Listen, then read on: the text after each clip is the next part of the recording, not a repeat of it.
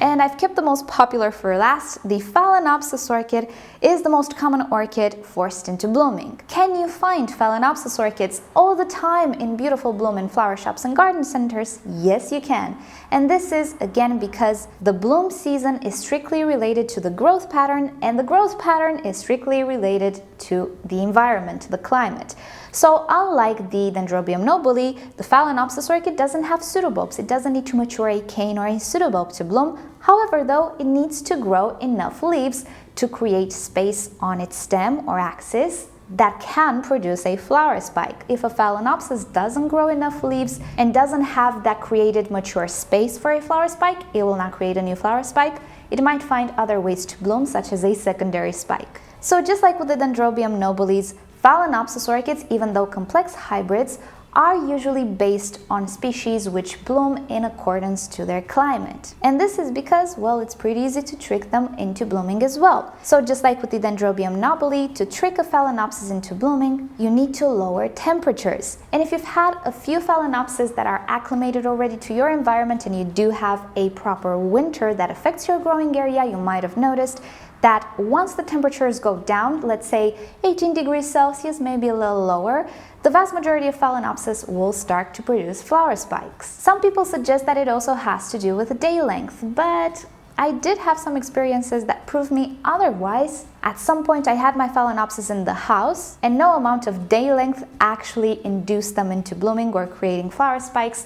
The moment I put them in my balcony where it was cooler, they started to produce the spike, and it was quite late in the season. So in my opinion, the main factor that influences flower spike production is temperature. I might be wrong though.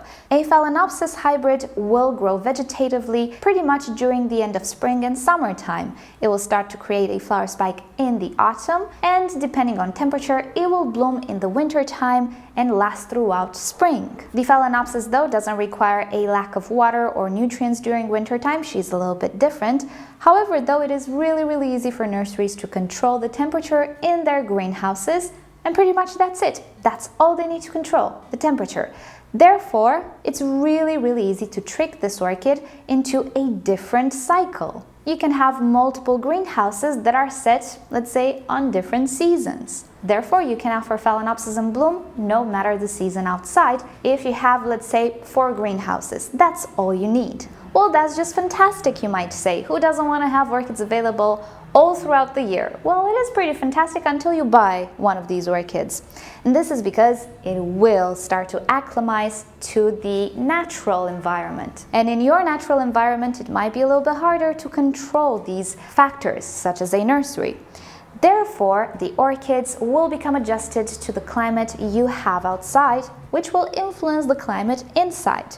So let's talk practical stuff now. A nobile, as you might know, requires that winter rest when you need to slow down with the watering and the fertilizing. Well, what if that period should be right now, but your orchid is in bloom, such as my case? Should you offer that period?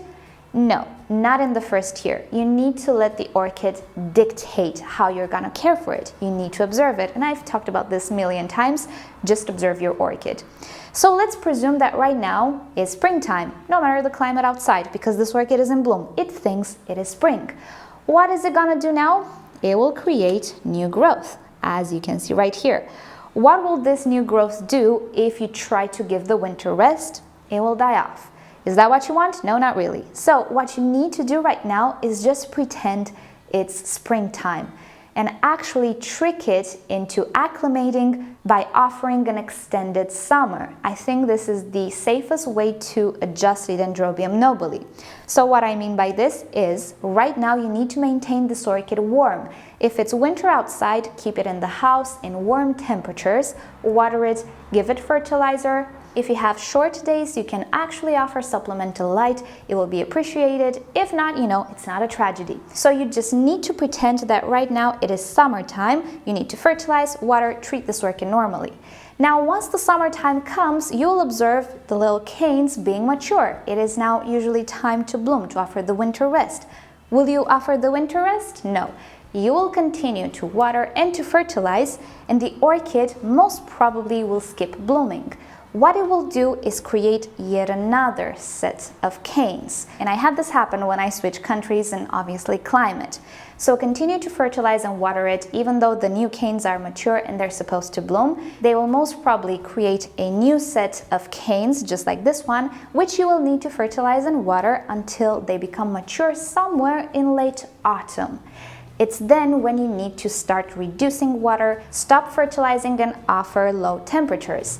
And this is how your orchid will become adjusted to your climate, because it finally will arrive in the right moment of the year and of your climate to take a break and focus on blooming. In the springtime, you will most probably have the flowers, and from then on you will see that the orchid will start to behave in accordance to what's happening outside rather to what was happening in the nursery. It will not create two sets of canes per year anymore, only one, so you can adjust your care in accordance to your environment starting the second year. Now, this is pretty much how it usually happens. It doesn't mean it's a written rule. As I was saying, Dendrobium nobilis can be in bloom in summertime as well. So rather than you adjusting your care in accordance to what's happening outside, just look at the orchid. If the pseudobulbs dehydrate, give it water. If it starts to create new growth when it shouldn't, then help the orchid grow that new growth. Give it fertilizer and give it water. In the end, it will adjust, but not in the first year. Maybe not in the second year either. But starting from the third year, it should be completely adjusted. With Phalaenopsis orchids, it's pretty much the same thing, but not really. Phalaenopsis are quite a lot more forgiving, and since they don't have pseudobulbs and new growths to create and mature, you will not go through that much hassle. Also, the Phalaenopsis doesn't necessarily need that more abrupt winter rest with the stopping in water and fertilizer. Therefore, if you get a Phalaenopsis in full bloom in summertime or autumn time, just go with the flow. Care for the orchid normally, give it the right amount of light, the right amount of water and fertilizer in accordance to your climate. You can give it warm temperatures pretty much all the time in the first year. Most probably what will happen is it will not create a new spike in the first year, but it can branch out on the existing spikes. It can continue to bloom. You can have an orchid in bloom for a year or so. That's a good thing about Phalaenopsis. They're very easy to adjust. You don't have to hassle too much. Just know what to expect. Maybe not expect a new flower spike, but definitely on the existing flower spikes, you can have branches and continuous bloom and pretty much joy. So with phals, it's easy. You can pretty much purchase it at any time of the year if you don't want headaches. With the nobile, I personally prefer to buy them in spring, unless I really want to buy them in a different season. So alrighty guys, this has been the video for today. I am not sure if there are any other species that are forced into blooming. I know for sure that the nobile and the Phalaenopsis can be forced and are usually forced. Of course, there are exceptions as well. You'll have a Phalaenopsis or a nobile that will just throw off a few blooms in the summertime just because. There are always little anomalies, but they're not the rule. And this little detail, because it's not a rule, it's just an exception, makes everything possible for the nurseries. And because nurseries usually grow orchids until their very first blooming, they don't get to experience the anomalies. We get to experience them in the home as we grow these orchids into full bushes. But as you can see, both of my orchids, they're on their first time blooming, I suppose. You can see they only have tiny pseudobulbs. Some of them were cut because, I don't know, nurseries consider them unsightly. You know what the practices are. In this case, I only have one big cane, which is a shame because the other ones, which were tinier, were cut. In this case, they left the tiny cane because it has blooms. If it didn't have blooms, they would cut the tiny cane as well. But that's what happens, that's what nurseries do because they think people are more attracted to this display. They might be, I don't know. But there you go. I know many of you ask me what to do with a nobile and if you should give it a winter rest if it's in bloom or off season. No, just go with the orchid. It's okay to trick it a little bit more, offer it an extended vegetative period rather than giving it a harsh winter rest. Don't expect much in the first year, maybe in the second year, and definitely in the third year, things should pretty much be okay. So I hope you've enjoyed this video, hope it was useful, and you know the drill. If you've enjoyed it, please give it a thumbs up. If you hated it, give it a thumbs down. Subscribe to my channel for regular orchid videos, and also don't forget to turn on notifications so you never miss a video. P.S. I just posted another video on MissOrchidGirl. It has to do with lights. I love lights. So I'll link you down below to that video if you missed it, and if you're not subscribed, if you like it, consider subscribing and following me on that channel as well. And with that said, I'll see you all next time. Bye!